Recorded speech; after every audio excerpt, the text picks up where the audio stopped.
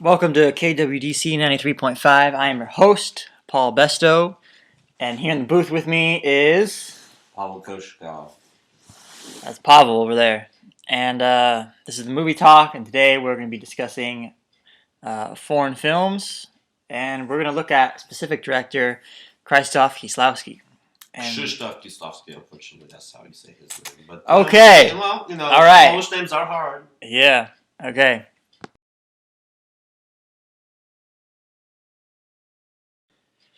All right, so now we're back with Pavel. Pavel's a film enthusiast, especially with foreign films, and so we're going to discuss two films today. We're going to discuss the Three Colors Blue, and there's a trilogy to these films, but we're just going to specifically talk about the first film, which is just titled Blue, and then we're going to talk about the double life of Veronique. Veronique, yeah. French Polish. So this is a Polish director. He's very famous around the world. He's an artist, great artist. So let's start with Three Colors Blue. Start with the blue. Right. So can you tell us a little bit what this movie is about, Pavel? Oh, well, I guess I can tell a little bit.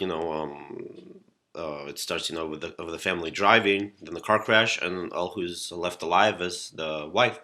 Her husband is a famous composer, and she feels like she has to finish his last musical piece. So she goes like on not a journey of self-discovery, but yeah, she pretty much she just tries something new, to get like inspiration and to like forget that. She had her daughter died. Yeah, she basically, it's a movie about coping with death. Yes, yes, and very well done. Mm-hmm. Depressing. Well, I guess that's why maybe the color blue. That's blue for as in depression. Right. So the it's called the Three Colors trilogy, and the three colors are blue, white, and red, which symbolizes I think the French flag. The French flag, yeah, in that order exactly. And so the movie Blue is mostly color graded in the color blue. So it's filled with a lot of blue scenes. Yes, represents especially in the beginning. Yes. Sadness, depression, and it works perfectly with the story because Juliette Binoche, the protagonist, is coping with death. It's funny though too, because she was like at first confused about doing this film or Jurassic Park because Spielberg wanted her. Oh, that's right. And she chose wisely, Yeah. And they like, why you have to have a and French then actress? They went with Laura Dern with Jurassic Park. Yeah, well, it's just when you need like a talented French actress, in like a dinosaur film, it's much better that she went with Kieslowski, definitely. Oh yeah, definitely. I agree. Yeah, and she's great in this film. She's actually one of my favorite foreign film actresses of all time, great. And just from seeing this movie, she definitely has a place in my book as one of my favorites. All right, so now we've discussed the films. Let's talk about a little bit about Kieslowski, the director. Yes. So can you give us some information and backstory about Kieslowski? Oh, I don't know much about Kieslowski, but he is, like one of those younger generation filmmakers. I mean, he is younger than Tarkovsky, for example. But yeah, I think he was born in Warsaw, the capital of Poland. And then he went to Krakow, which is another large city in Poland, and that's where they had the film school. And that's an interesting setup because since the film school was not in the capital, it kind of allowed for the students to be away from political life and turmoil, of communist Poland. So and that allowed them to explore their artistry easier. So no, that in this case, this education in Krakow, it was very useful to him.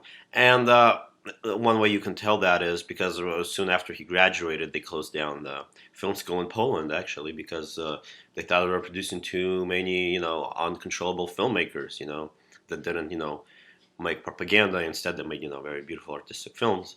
Of course, Kieslowski being one of the best.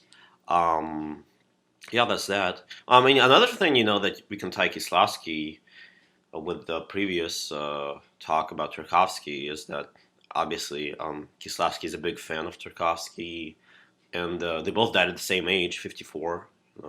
Tarkovsky died of lung cancer, and Kieslowski died in Yeah. Tarkovsky died of lung cancer in 1986, and Kieslowski died of heart failure in 1996. And yeah, exactly the same age, 54. And another ironic aspect of it is that because Kieslowski said that Tarkovsky was so lucky that he died so early because he never made a bad film. He never got a chance. Right. Yeah, and that's something because I mean, of course, by that time, Kieslowski made, of course, more than 7 films. He has quite a handful. But he didn't think all of them were perfect, even though most of them are very good. So there's nothing to be ashamed about. But of course, he thought he doesn't have like only masterpieces. Oh, I see. But he still died young, and you can say that he only has masterpieces. Especially after such a good, the trilogy of films, the Three Color trilogy. Yeah. Okay, so we got a little backstory on the director. What other films has he made other than the two we're talking about today? He made a lot of films, but his career really took off in the late 70s after he made Blizna, which is The Scar, a political drama, and especially Amateur. I think that's what it's called, about amateur filmmaker. And well, these two films, The Scar and Amateur, they're very they're not as visual, they're not as poetic as his later works, but they're very good, very well made films, very well written.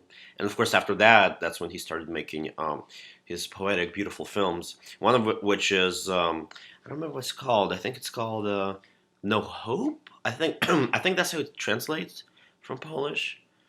At least that's how it was named in the Russian subtitles that I watched for the film.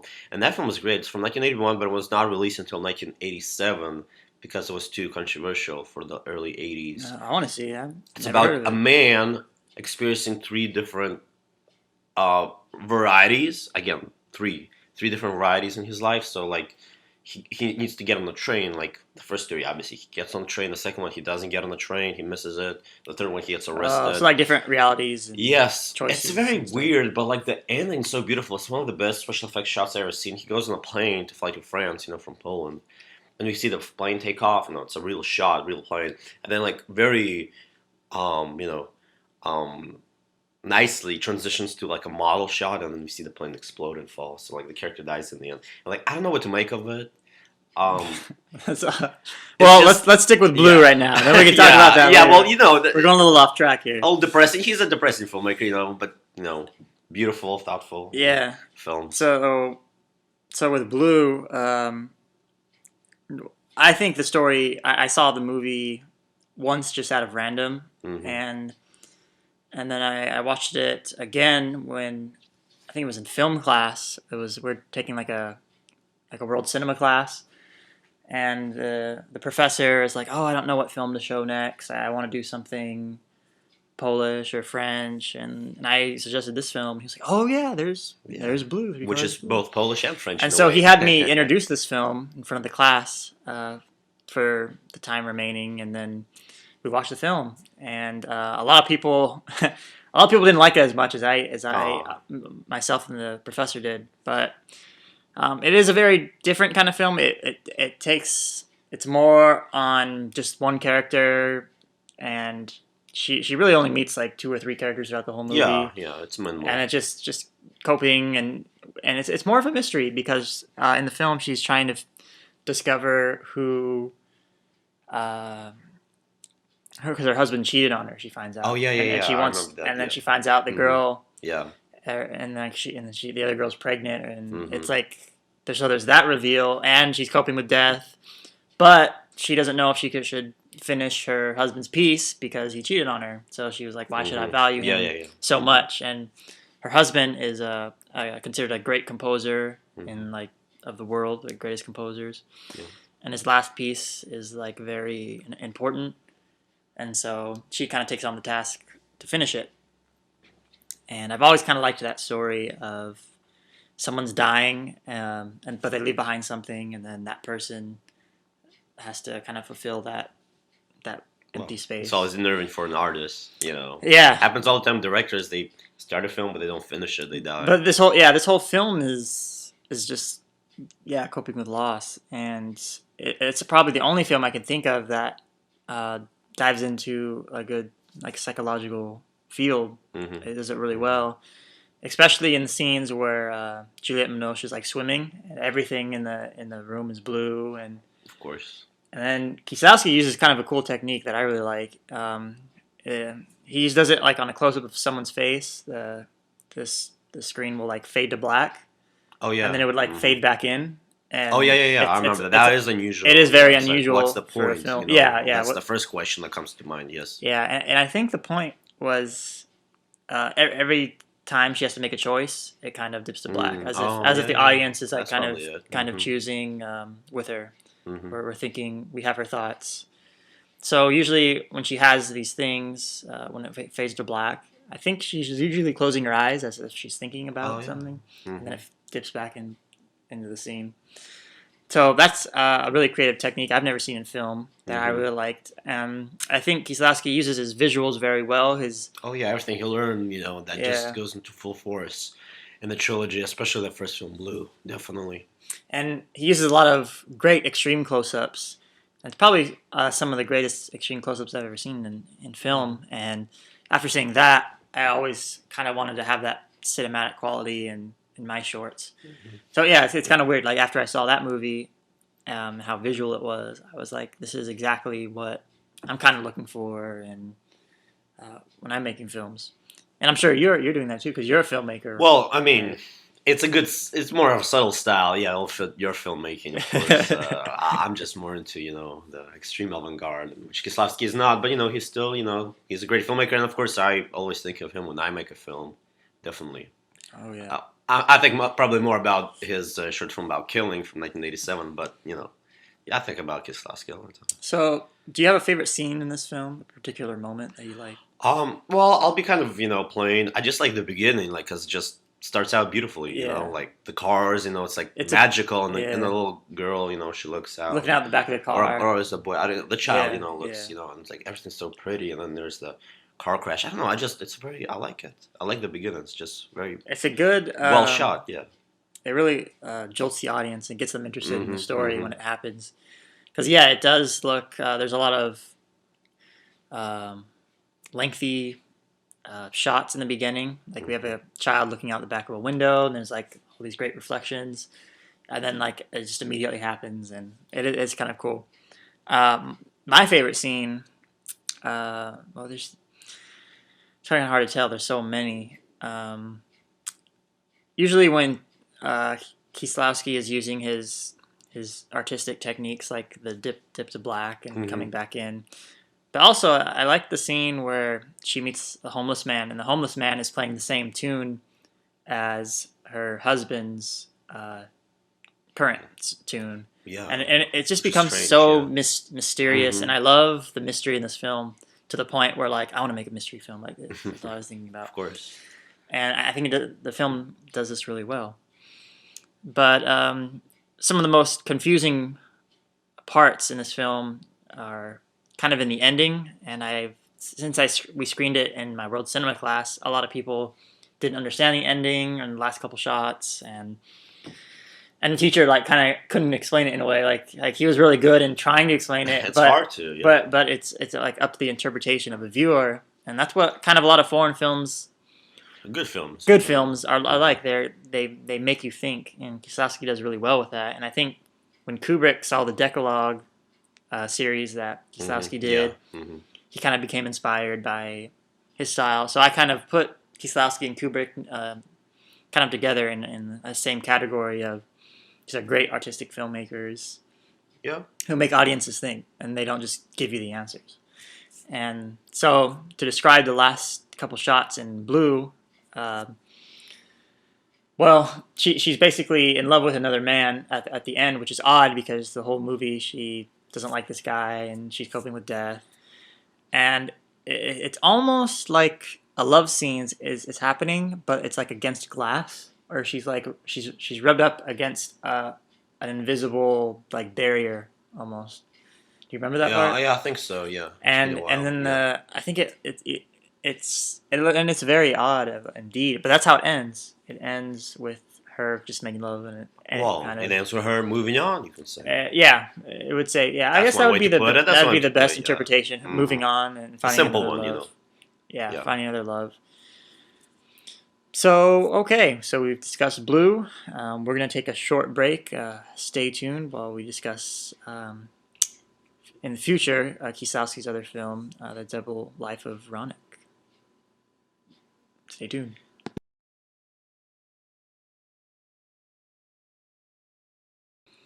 And we're back.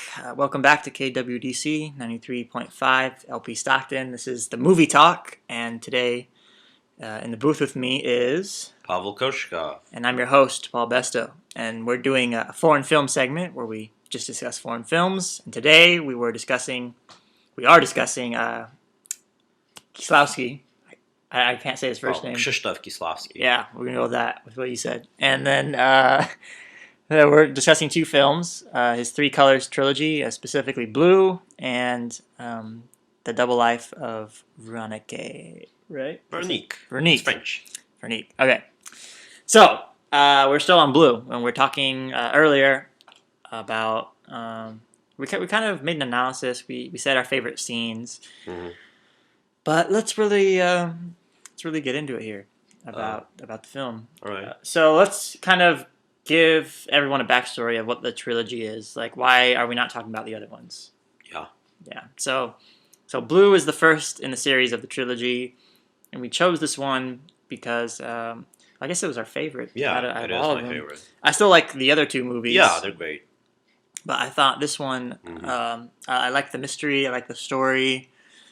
And a lot of mystery films kind of get into that category with crime films. And I like how this movie doesn't get into the crime. It's more just straight mystery drama. And I really like that aspect about it. So what else about this film can you tell us, Pavel? Well, I don't know. Well, I mean, one of the interesting things about it, yeah, I think you mentioned that the trilogy presents the color of the French flag, Yeah, what's the story behind that? Right. Well, I mean, nothing really other than, that Kieslowski was making a film in France. So for each three films, he wanted some kind of, reflection of, the life in France.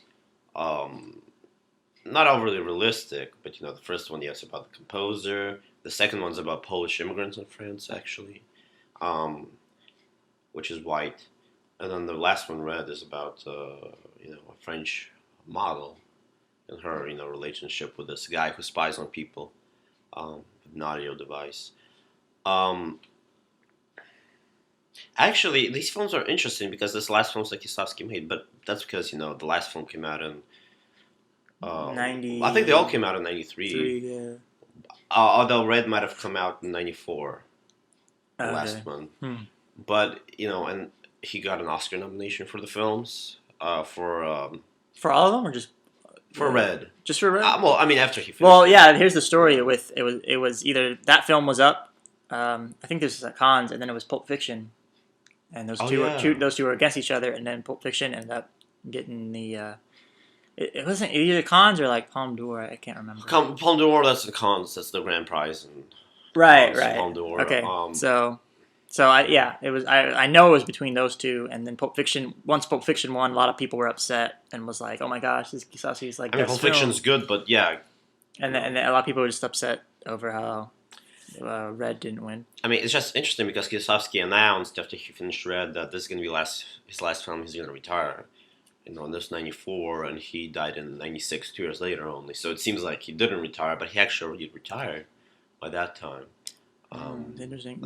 Where did he get the idea for the story of Blue, you think? I don't know, but I mean, some of his films are about artistic struggles or like that deal with. I like that. He has a wife, he has a daughter, so and he only has one daughter, so it's like in Blue, and he's thinking, I'm driving, I'm dying. What is my wife gonna do like if I don't finish a film?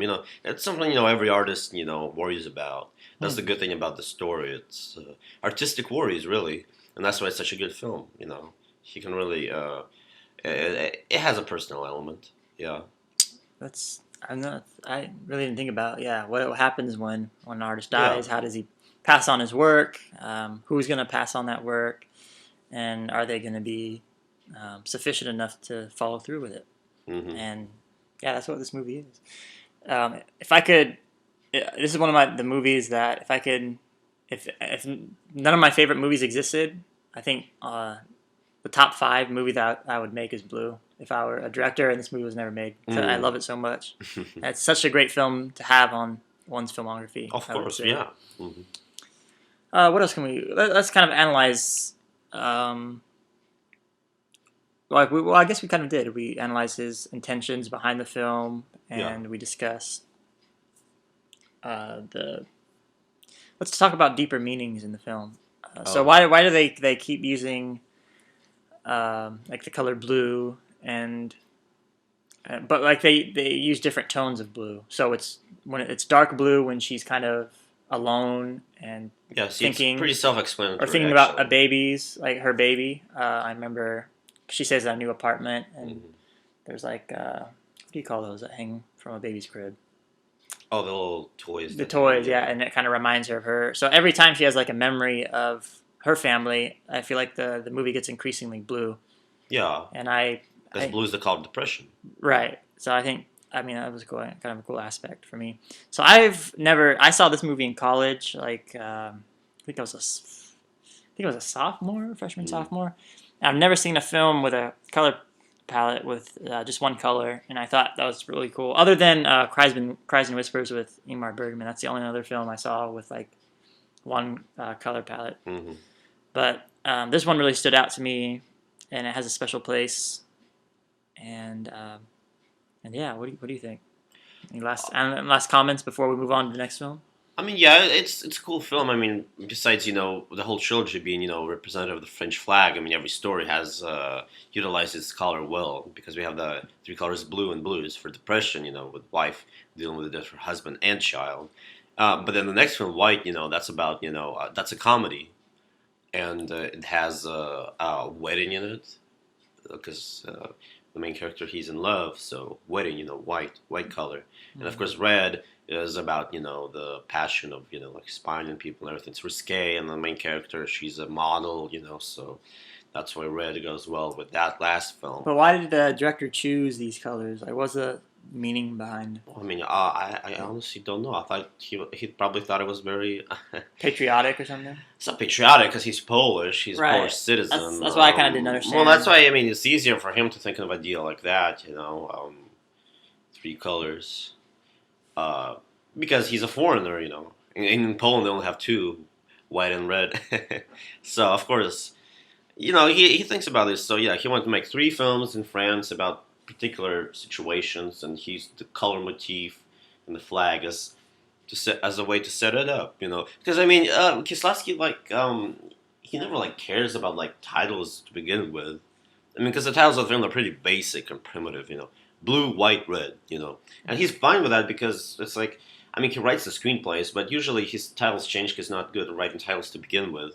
But You he don't doesn't think really so? care. I mean, he makes the good film to begin with. He doesn't think of oh, a nice title that rings. That's why he has two films in Poland. Some of his best works, a short film about a killing and a short film about love. Very primitive because he doesn't whatever. I just made this good screenplay. And he shot it. Made a good film. I don't really care about the title. Just make it really descriptive of the film.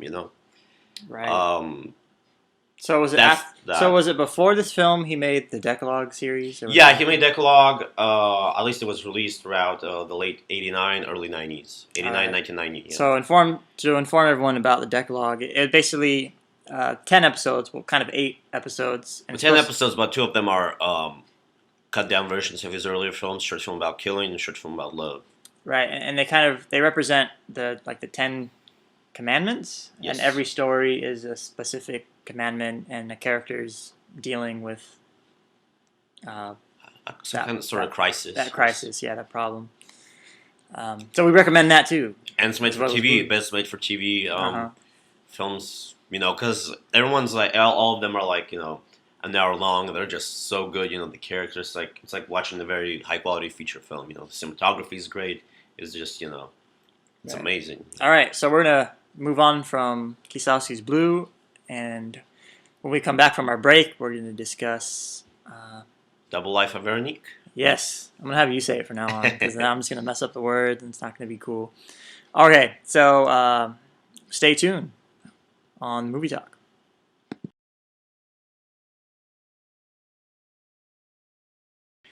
And we are back with the Movie Talk. This is KWDC 93.5. I'm your host, Paul Besto, and here with me is Pavel Koshkov. And today we're talking about foreign films. This is the day we talk about foreign films and classic films. And we're discussing great director Krzysztof Kieslowski. Did I say it right? Krzysztof Kieslowski. Krzysztof. Krzysztof. Kebab Kieslowski. I mean, it feels like, because there's no S6. No, he's a Polish director, and he makes great films. That's all you need to know. You don't need to know how to pronounce his name. Okay, so here we go. We just talked about Three Colors Blue, Mm-hmm.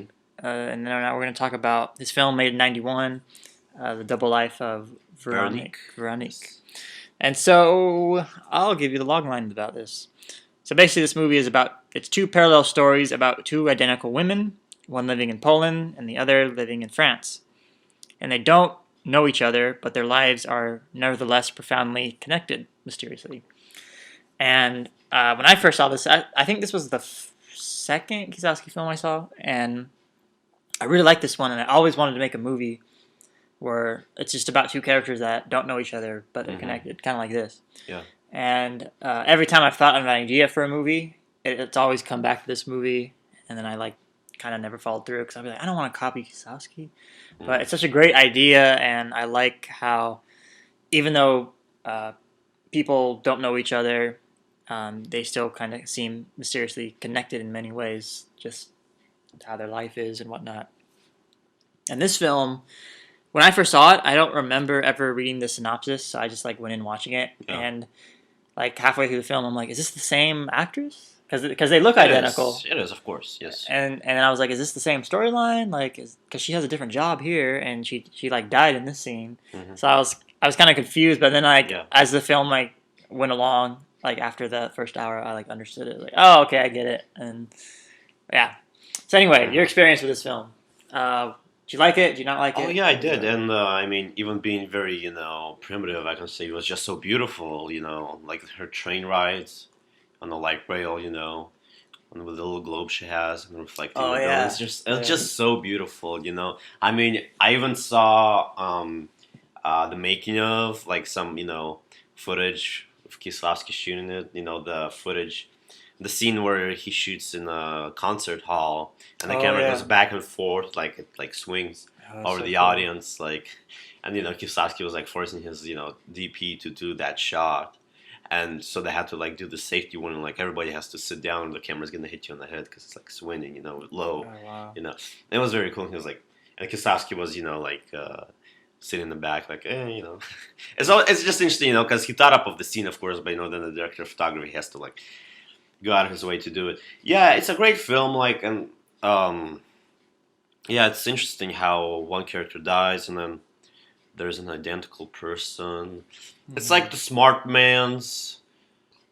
No, I mean it's a well-made intellectual film. I mean, there's obviously a crazy version of if you watch David Lynch's Lost Highway, for example. But that's for example, Roger Ebert had a problem with that film, but he didn't have a problem with Double Life of Veronique, and that's because he watched it first and it did came out earlier. So that's the sensitive approach to two people who are the same, will have similar qualities. It's not explained. It's just, I think a character says at one point during the film, isn't that interesting to think that there might be a person who probably looks pretty much exactly like me, and they live in a different country, different culture, different language. I remember that quote. And that just pretty much explains why this is in this film, there's no other point.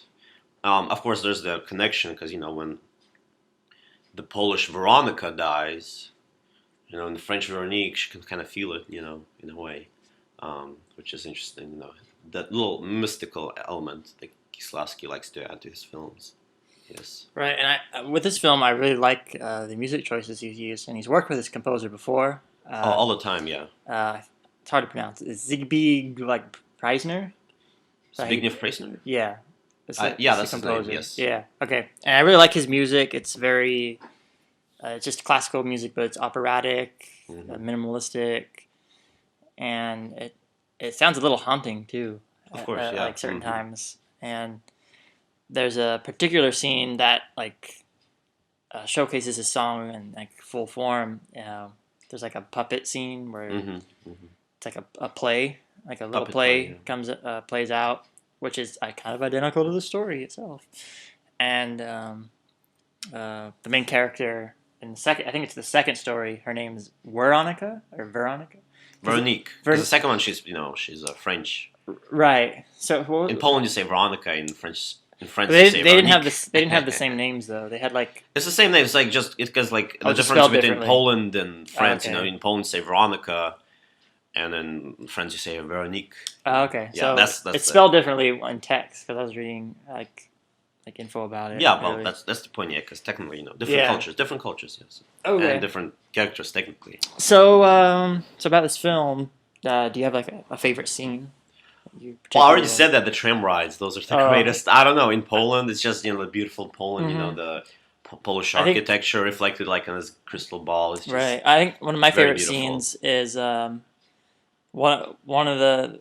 I guess we'll just say there's two protagonists and they both have the Yeah, same yeah. name. Hmm. One of them is on the street, and then the other is like in a bus taking a picture, and she like takes a Oh picture yeah. of her like doppelganger, and it's just a weird, creepy moment. It's almost like something out of the Twilight Zone. Yeah, what happens if they touch? Time Yeah, cop. yeah. It's just yeah, it's a bizarre scene. One takes a picture, and then the other kind of just like sees her and is like fascinated with her, and it's just a weird, bizarre scene that I've always kind of liked and kept in my mind with this particular movie. Okay, let's see what else we have about this film. I when did you first see this movie? Did you see it around college, No, like I me? was in high school and watched Kieslowski. Junior year. Oh, Yes. okay, so man, Yeah, that's a young. while ago. Yeah, So it's been a I heard while for about him. you. If you're Russian, you kind of hear about the great Polish directors early on, and then you Why is watch them, that? and you have more films to watch. Well, because Poland, it doesn't border Russia, but it's next to Russia, and we all used to be communists, and so there's a bit of a similarity there. Plus, the language has some similarities too. Um, so yeah, there's if you like use Russian sources, you could find more films of Kieslowski's than if you would Really? try to So find it with like he's English translations. Yes. okay. Oh, wow, Yeah. that's really odd. Hmm. Huh. Because of cultural similarities. Well, this film mainly explores the themes of identity, love, and the human intuition through the characters of uh, Veronica. Uh, One of them is a choir soprano, and Hmm. then the other story, she's like a French music teacher. And at first, I really liked the soprano one because she had to like sing this insane song Yeah, and she has by heart by problems. this Kind of ironic since composer. Kieslowski had those too.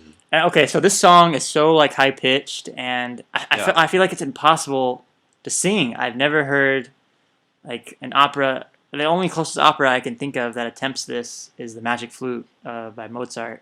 The Queen of the Night singing at like different Mm. octaves like this. It was as complex as that, and then and then in the movie she like dies singing, Yeah, well, they and said because there's a it's scene earlier where crazy. she's, the doctor's gonna say, she has a weak heart, so she can't do anything extreme, and singing, like that, that's extreme. Right, and Yeah, and then she dies, and then we go to this music teacher, in Paris. That's kind of like the death of your dreams, isn't it? Like that's kind of like the idea behind that, because from being like a singer on stage, you become a teacher. That's like uh, unfulfilled dreams, so to speak, in a way. oh, If you think about it, I didn't think about it that way. yeah, it's an It's a pretty element, good of course. analysis. Now I really want to watch it again Yeah. and think about it all over. So this movie seemed like it had mostly positive uh, reviews Yeah. when it came out.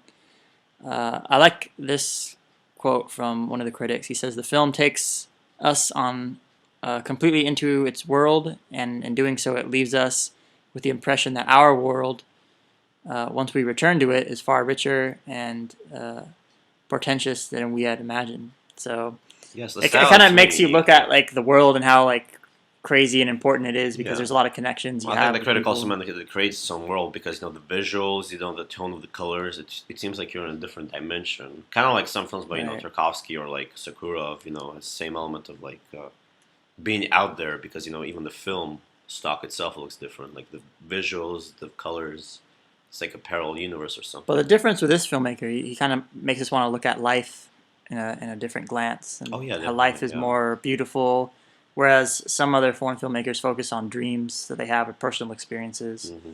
Kieslowski is kind of like, look at nature, look at this beautiful stuff, and everything around him is inspiration. He has very good characters. He really focuses on important issues, and he's able to make a good artistic statement on them. That's the unique um, part about Kieslowski, definitely. I agree. All right, we're going to take a commercial break. This is the movie talk, and we are basically discussing Kieslowski and his uh, film, The Double Life of Veronique. Veronique. And I'm going to say it right next time. We're going to take a commercial break. Stay tuned on the movie talk. Hello, welcome back to KWDC 93.5 LP Stockton. This is the movie talk, and I am your host, Paul Besto, and here with me is. Pavel. We're discussing foreign films today and focusing on director Krzysztof Kieslowski. Krzysztof Kieslowski. I said it right. Now you're just making me look It's close. bad. It's close now. I agree. Okay. All right. And we talked about this film's Three Colors Blue, and now we're talking about The Double Life of Veronique. Veronique. As the Okay. French say. I'm going to say it the American way because that's Or how the I Polish read. too. Or the Technically, Polish think way. about Veronica. Yeah, Veronica.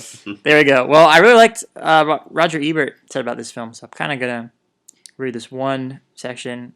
And he says, like all feelings, this film is one that can hardly be described in words, although it can be invoked in art. And I agree with Kieslowski, and I feel like Terrence Malick in a way. I feel like I'm not watching a movie. I'm watching an experience of life kind of play out in a way, as weird as that sounds. Because their stories, they're either nonlinear or they aren't very story driven. They're more character Yeah, they driven. bring out the small Right. things in life, little character traits, emotions, human emotions. That is, So with and this that's what's film, fascinating. Yeah. right, with this film, I feel like this film makes a connection far beneath like our conscious thought, and it's a simple feeling of connection that we have, but we might not know that other person. So in this case, in this film, these characters only see each other once, right? I think. Yeah, just that They at that one point one where exchange of the pictures. Yeah. yeah, I was discussing my favorite scene is when they encounter each other, and they both see, or I think one of them sees that they look alike, and the other one takes a picture of her, Mm-hmm. and that's it. That's the only moment in the film where they kind of think they're connected in some way, and then they're not. And then the rest of the film, it's just their lives are different, Exactly. and it's almost a bit bizarre in a way. But I mean, it makes sense with the title of the film, "The Double Life," that she's leading a double life, and almost in like the same body of the person in a way. Well, yeah, it sounds like a double life Veronique. No, Veronique lives in Poland and France. No, but it's again two different people. That's the interesting thing. So it's not really a double life. I mean, in a sense, it is. I guess there are similarities and there are same names, and of course the feeling of that. I mean, that's a great scene, isn't it? Another great scene when we're in France for the second half of the film, and Veronique starts crying for no reason, but because that's when Veronica died. When they didn't really know each other. It's hard to say what Kieslowski want to show by that. It's hard to say, but it's very interesting. It's very mystical. Right, and I just realized this is a Criterion Collection film, Yes. but there is another version inside. I think there's a 2-volume DVD edition, and Mm-hmm. there's actually an option to look at there's an American ending. Did you know that? Oh, I didn't know there's 2 different I endings. forgot. Maybe I heard of it. I don't think it's any good though. Why? Because it's American. It's American. It's not. It's an American ending. It's not a Kieslowski ending. That's the Right. problem. But I That's the wonder why did problem. they make two different endings? You think I don't know. I mean, Kieslowski made the film. You know, people then not it's out like of the his ending? hands. You know, I mean, producers did But it. I've never heard of a filmmaker where like a studio or someone that produces it makes another ending. They do it all the time. I mean, I've never heard of you that. know, like if Unless you it's with the director's consent, I could see that. But I've never heard you of don't have to that. have consent, not especially not in Poland in the early '90s. They don't, of course, care. I mean, as long as they can show an American and earn some money, you know. So, and that's the American ending. But you know, lots of films have different endings. I mean, if you were in 1958 and you went to the theaters to watch a great film called Vertigo, it's not going to be like the way we see it now on DVD because you know they had the alternate ending Oh, with okay. the with the um, uh, James Stewart reuniting his girlfriend, you know, in the apartment. So this is the And rumor. then on the radio, of course, conveniently they hear that you know the husband got caught, that murdered his wife. You know, it's very optimistic. It's just you have to have optimism. That was just the Right. requirement. And of course, if you watch Vertigo now, that's no way in hell you're gonna watch that version because it's not Hitchcock's cut. You know. So the rumor with this film is Harvey Weinstein distributed. Uh, he's the distributor of the film, and he felt Yeah. unsatisfied with the ending. So it was his choice to change it, Well, which that's I why thought was Harvey odd. does. If he does distribute anything, it's usually foreign horror films, you know, and the cuts there are okay. Yeah, I mean, what do you want, Harvey Weinstein? He's not an artist. He's a classically, you know, top hat, money bags, evil Mm. mustache, you know. Of like course, you the like ruined the it. Of like, course, you ruined like in it. the silent film era, he's like the guy that ties you to the train and Yeah, I stuff. mean, you know, people, you know, have respect for Harvey Weinstein, but you know, what does he produce? You know, he produces like, you know, Michael Bay films. Isn't he a producer, or is it Bruckheimer? I Tarantino don't know. films. Tarantino films. Well, Yeah, actually, those are kind of good. those are good. Yeah, yeah. But yeah, Harvey Weinstein, you know, he's a producer. Of course, you can trust him to you know to make changes to a film. I really like the final image in this film is very touching to me in a way because the the the protagonist touches an old the bark of an old tree, Hmm. and that was it. And I like how that ended because that was the Polish ending, and Yeah, I think the American ending is she's like running across the lawn to hug her father. I might be see something wrong, more uplifting because you but know yeah, it's you something start more rubbing meaningful. bark like people say, what the heck's going on, you know? Right? Yeah. And then you know the some of the population gets you know offended in America because like oh tree hugger film, you know, I don't Yeah. know. Well, You know, it can be that primitive, maybe. unfortunately. Well, anyway, if you want to watch this film, it's on Hulu. If you have a Hulu account online, Hulu, you can DVD, watch it. if you have Netflix, you know, Or Netflix. DVD. Yeah, I remember Yeah, seeing it. Yeah, I saw it on DVD. it's definitely worth buying if you're into. They have his collection. They have, if you want to buy Criterion Collection, they have. I know the Color Trilogy, Yeah, the College and Trilogy then and the this Veronique. is I don't separate. think they have anything else. I think Kino Video did the short films about killing and the short film about love. But his earlier works, I think they're not available. Maybe they are. I don't know. Okay. I mean, Well, I think they're like on a Eureka or something somewhere, like English DVD that doesn't play in American players. I think I'm not sure. all right. So now we've come Unfortunately, to the conclusion of this film. Should we recommend it? Should we well, recommend this director and these well, I films to mean, it people? depends who's gonna watch. I mean, if you like, yeah, like the directors we talked about, maybe that have a higher chance of being watched in America, like Terrence Malick, for example. Mm-hmm. If you watch Terrence Malick and you like Terrence Malick, then you know you can have no fear. You can automatically just order the copy, of And Double enjoy Life it. of Veronique, Yeah. through Yeah. College Trilogy, and I'm sure 100% you'll enjoy it, because those are very powerful, well-made, stylish films.